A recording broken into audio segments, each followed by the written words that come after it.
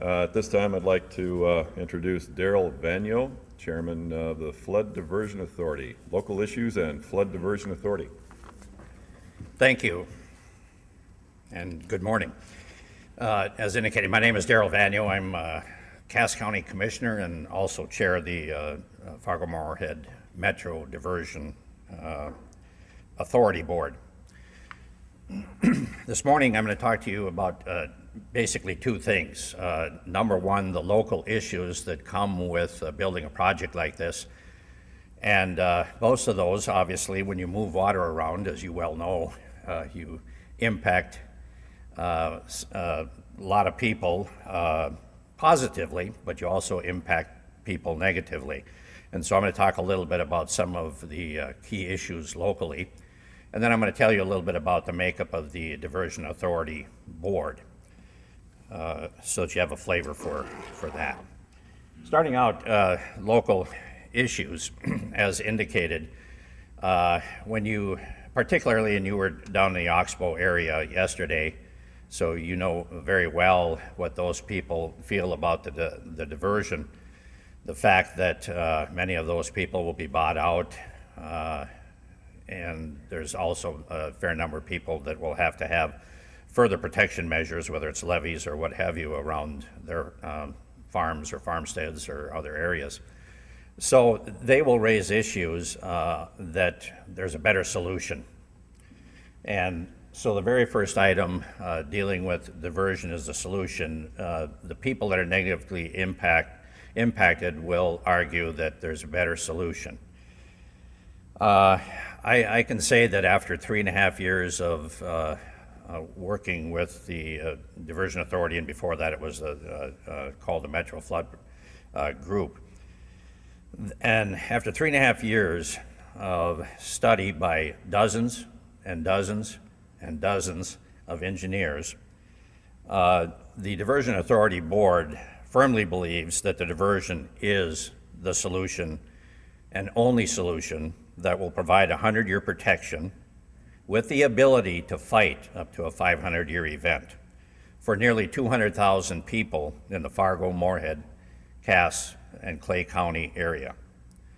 We believe that very strongly as an authority board. It's not to say that other things can't complement and can't help and assist the process, but there is no one other solution that is going to do what a diversion will do.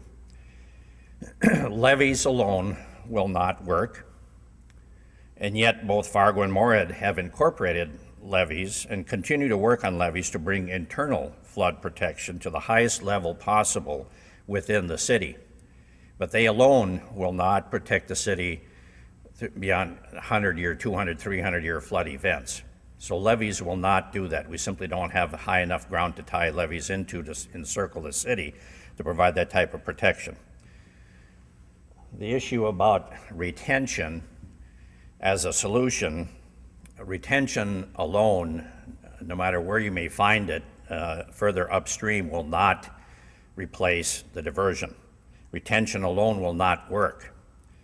Yet incorporating a storage and retention area in conjunction with the diversion, this is the most timely, efficient, and effective means possible to provide the necessary protection. Having said that, the Diversion Authority Board supports other retention projects in the area, but see them as complementary to the diversion and not as a replacement. To that end, the board has committed $25 million towards appropriate upstream retention projects, which will have a positive effect on the flooding in the metro area. You'll hear a little bit more about retention from Lance Yohe later this morning.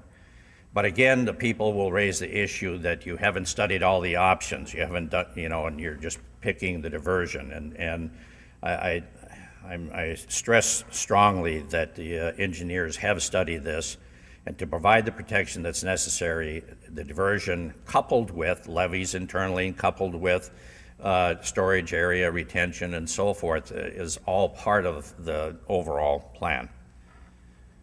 The next thing that locally we hear is you can't afford it. It's way beyond our means. And in today's economy, how are you ever going to get the federal government to be, participating? We have completed many federal milestones over the past 3.5 years of this project, but these two, the authorization and funding, are the most important and critical steps that remain. In a trip to Washington, D.C.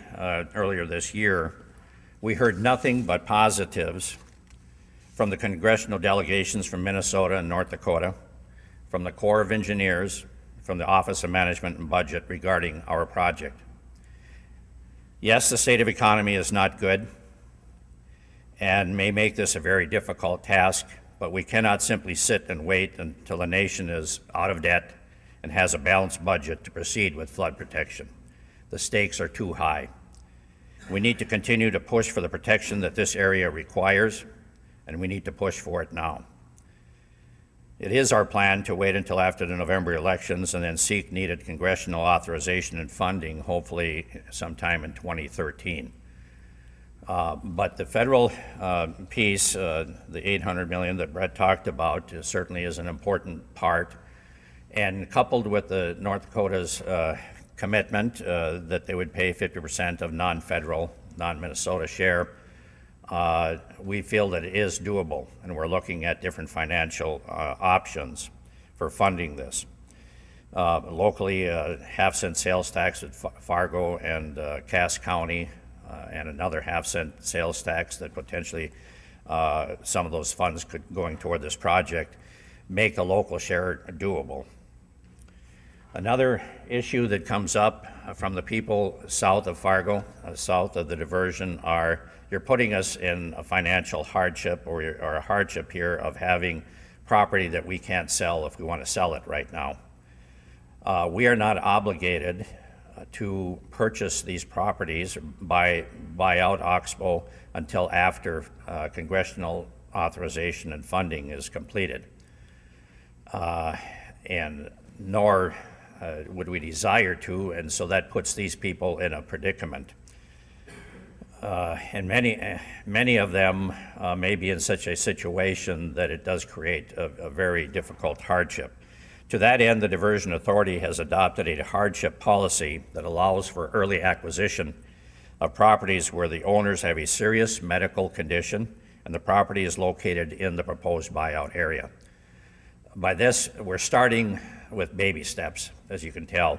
In other words, if someone has a medical condition, they're told that they need to be in a skilled nursing facility, they can't sell their home, what are they to do? That's their only financial means to move to a skilled nursing home or some other situation.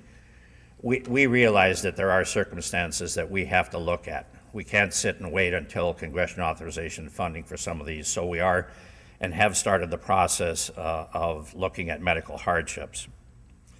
The board approved moving ahead with buyouts for homeowners meeting the necessary requirements for medical hardship, and to date there are 3 that qualify, and we are now in the process of getting appraisals on those homes and hope to buy those homes out somewhere in September, October. Once we have followed these procedures through completion, the board may consider expanding the eligible hardship criteria to include other financial hardships as well. We don't want to put people in a predicament where it could be years before they can move on doing something with their homes. So we are looking at that. The next thing, the agricultural impacts. Certainly, let alone the fact that there's a certain amount of acres taken for the diversion itself, how many acres may in fact be flooded for some period of time in a major event in the spring of the year, and what do we do with that? So we have put together an agricultural, basically ag advisory committee, and this committee is made up of people that are impacted as well as some from the board and what have you. But they're tasked with assisting in the development of policies and procedures to mitigate project-related impacts to agriculture and to make recommendation to the Diversion authority for easements or loss of crops should a catastrophic event occur. So we are engaging these people, also discussions about, what type of dollars are appropriate for easements or buyouts and that type of thing. So we do listen. We know that the impact is difficult for for many people south, but it isn't as though we're moving ahead and we don't care. We do care. We listen, and we're trying to accommodate as best we can this entire process. No one wants any negative impacts, but the trade-off here is we either look at protecting 200,000 people and try and mitigate the 400 structures and the people that are down south in the best way we can, so that in the future we can say that we have protected the region, or we do nothing but fight floods as we have for many, many years. And generations down the road, people will wonder why action wasn't taken to set ourselves up in a situation that would be best for the future. So those are some of the local issues and what we as an authority board are doing. This is kind of, you're not going to be able to read this, but I'll try and explain it as best I can. The makeup of the Diversion Authority Board. The board is made up, we have 9 members of the board. The 9 members, there's 3 from Fargo, 1 from Moorhead, 3 from Cass County. Cass County is elected to give one of those positions to West Fargo, 1 for Clay County, and 1 for North Dakota Water Board. And we also have an ex officio member, and that is on the Minnesota side, their watershed district has an ex officio member on the board. So it's a 9-person board, and as you can see that it's weighted more heavily with board members on the North Dakota side, and that's due because the benefits are more substantial on the North Dakota side for the diversion, and likewise when ultimately Minnesota participates financially, it'll coincide with the benefits. So that's the reason for it being heavily weighted more in North Dakota than Minnesota.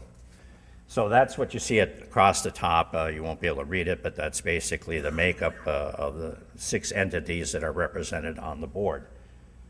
Then below the board, the breakout in green, these are the committees. They're kind of made up. We have a finance committee, again, representation from the various political subdivisions in Minnesota and North Dakota make up the finance committee, including administrators and auditors. The middle one is the land management committee. This one here you can see breaks out. And the breakouts are for the Ag Advisory Committee, the Early Acquisition Subcommittee, and a Hardship Review Committee. So those subcommittees report to the Land Management Committee, and then ultimate recommendations move up to the Authority Board. And then a Public Outreach, which is the third one, Public Outreach Committee that deals with meeting with people that are impacted and the media and that type of thing. On the left side, that's staff type of support. We have a program management consultant, that's CH2M Hill, and they coordinate on a daily basis all of the activities necessary for a project of this size. We have an admin advisory staff, a technical advisory staff made up of, again, the local jurisdictions, engineers, administrators, legal consultants or advisory, and then local consultants, engineering groups, and so forth. So that is the makeup of the Diversion Authority Board. We think that it's a good board. What holds them together is something called the Joint Powers Agreement that was signed a year ago, almost a year ago. And so we meet monthly. The committees meet monthly and cover the issues that we need to in a project of this size. So that's just a little bit of a flavor, again, of local issues and the makeup of the Diversion Authority Board. Are there any questions? If not, thank you.